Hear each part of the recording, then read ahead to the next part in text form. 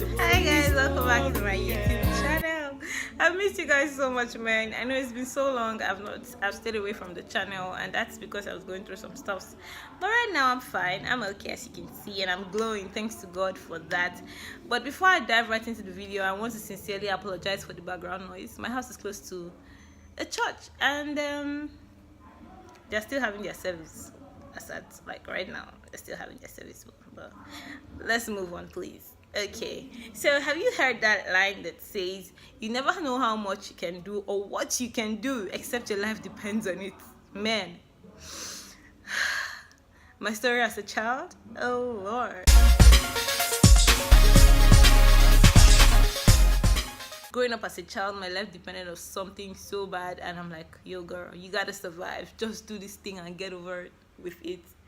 So I attended FS Primary School 2, Ikeja, Lagos. Yep. And it's a military school basically. And then we stayed, or I lived at the FS base, Ikeja. And that's because my pops was a military man. So one day like that, on a Wednesday, every Wednesday in my school is for club. So one Wednesday of the week like that, I don't remember, but one of those Wednesdays we had club, and then my friends and I were like, we don't want to stay in school for club. How are we going to go home? And you can't leave the school except you're following the central gate, because that's the only gate that brings you in and out of the school premises. So the central gate was locked, and there's always the security man there. It's either a security man or sometimes there's a club that was in charge of security, I think, and they always keep like a student there, a senior student certainly. And then I was just in primary 4. So I must confess, first of all, I used to be very mischievous. I'm not mischievous again. I used to be very mischievous growing up as a child, especially in primary school. Like, I could do stuff and then I'll just be like, it's not me, I didn't do it. And you buy it, really, you buy it. Like, I had that very innocent face. I had a very innocent face, and I could just tell you, no, I didn't do this thing, and you believe me, like, for sure. Even if I was joking, before I even say Jack, you'd have just bought their whole idea and you'd have left me alone. So there'll be no room to tell you, oh, it was a joke. Oh, you believe me now, go, bye bye. Anyway, so we all, like, my friends and I were like, so what are we going to do? How are we going to do it? This security man is by the gate. How are we going to leave? So there's this hole under the gate. There's no way you're going to get there and slide under the hole, that he will not see you. So it was just a no-no for us. They were like, okay, let's just roam around. Since we're not going to attend any club, let's just roam around for a while. They chase us to any club. We'll enter any club we see. I'll go and stay there and hide until the coast is clear. I know we're very little, but then our brains were like, so now we didn't have a way yet. We're just roaming around the school, and then we're like, okay, the swing is open, the playground is open, let's go in. So we went to play. I was just moving around. In the process of playing, I saw holes on the wall of our playground. I'm like, this is a good idea. And I had to go and call my friends. I'm like, you guys come and see. There's hole, and the fence wasn't so high. The fence for the playground was not high, and behind our school is, I think, is it officers' quarters? Yes, the officers' quarters. So if we had if we leave the school through the fence, we will be getting into officers' quarters, and certainly those guys had dogs in their compound. Oh my god. But we didn't, like, our minds did not go there. But here's the thing, in my school they sell food when it's time for lunch break. They sell food at the talk shop. They sell snacks and whatnot. So if you don't want to eat in the school, you can go out. There's a place they call Nafoa Club. There they do catering services and whatnot. So you can, once it's lunch break, you can go out to that place, or you eat in the school premises. So, but we had one woman we used to go and buy food from her place. I won't mention. Oh yes, we had one woman we used to go and buy food from her place in the officers' quarters. Just call her Mama Helene. So if you want to go, we're like, where are you going to go and get food today? We're going to Mama Helene's place. So from the school fence, the fence that demarcates the school and the officers' quarters leads to Mama Helen's place where we used to go and buy food. So like, okay, if we're going to scale through this fence, we'll be getting into this compound.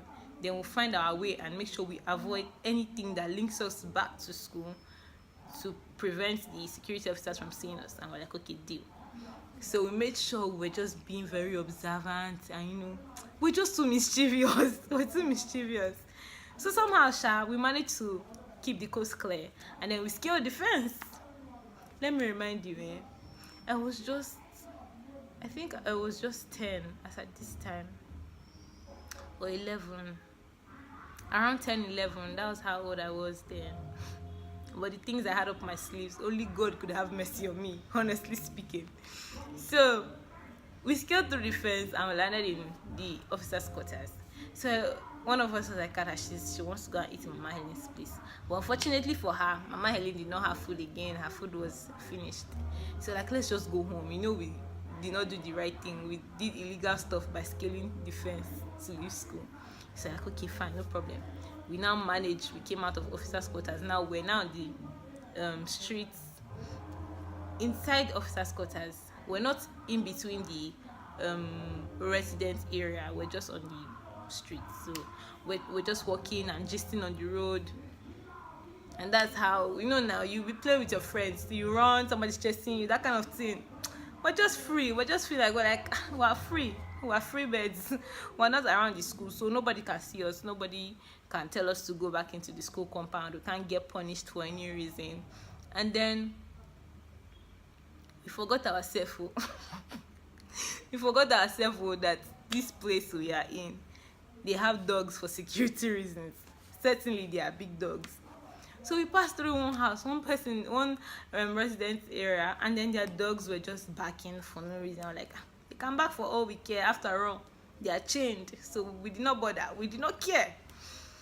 But man, I don't want to say it's Satan that punished us. God blessed us that day. And a dog was not changed like we imagined. It was not changed at all. And guess what? The gate to that house was not locked with padlock. We were finished. Because I don't know, if that gate was locked, there was no way that dog would have come out from its compound. Because first off, it was not caged. It was not chained. And the gate was not locked. It was a free world for the dog, man. As much as we're enjoying our freedom, the dog too was enjoying its freedom. So then we were strolling, my friends were just laughing on the road and, just making in fact, I don't know the word to call it. We're just creating a scene on the road, sha. That's how we had the dog back, and we did not mind. We were like, the dog is backing for itself. But man, when that dog came out, and we see, I can't explain it. Like, we're far ahead, and the dog was coming from behind. So we didn't know until like few minutes later, because we heard something behind us, and before we could say Jack, the dog was running with full speed, man. Believe you me, guys, I have never participated in anything that had to do with athletics in school. Like, I used to avoid every freaking club. Anything that was stressed in my life. See, I don't like stress. Like, I think I don't like stress things aside from primary school. I didn't like to be stressed out. I just wanted to have fun, be happy, learn, and go. But that day, we're 4, and we're all staying in the same area. So one of us, she had a leg problem, and then her sister was okay. Nothing was wrong with her. So when we saw that dog, we started running. I forgot that I was working with people.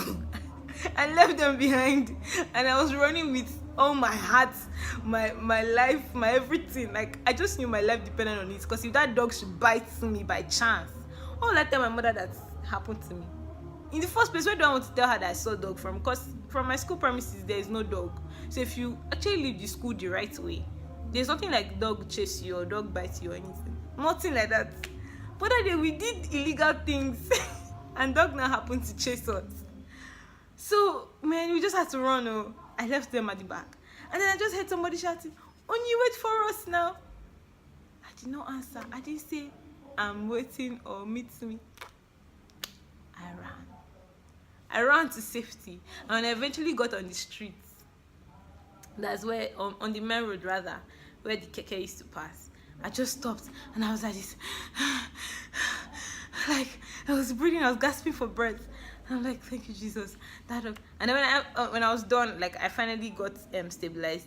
And after I was not looking for my friends, I'm like, where'd they go? Where'd they go? And after I saw one at one place. I'm like, how did you get here? Where the rest? And then she's like, this person is here, this person is there. I'm like, okay. And I decided to wait there now. But when we all finally found ourselves, we're like, so what happened? Where did you go? So where did you pass? She was like, yeah, she was running, that thank God that the owner of the dog came out. And that was how, that if not, that dog would have beaten her because it was so close to bite her. I'm like, are you serious? Wow, thank God for you. But me, I don't know how I got it. I shall left you people. I only heard when somebody was saying I should wait for them. But I had to save myself first before saving anybody now. I cannot risk myself to save you. The both of us fall into the same problem that we're trying to avoid. Yeah. That's how I avoided it too. And ever since then, I discovered my talent or my love for athletics. Ever since then, I've been going for competitions for my school, getting involved with inter-house sports and whatnot. But the most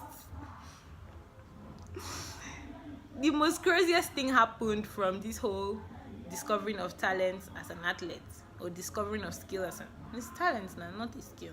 Discovering of talent as an athlete, yeah. Moving on from primary school now, I graduated, thanks to God.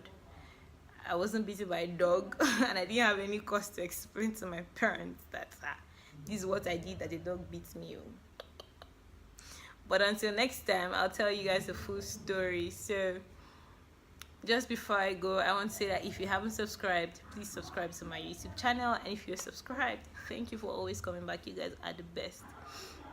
And if you don't know, I'll be reminding you right now again that I'll be posting videos every Monday by 11 a.m. and every Thursday by 11 a.m. on the YouTube channel. So please stay glued and please share the videos. Give this video a very big thumbs up if you like it. And I love you all. Bye.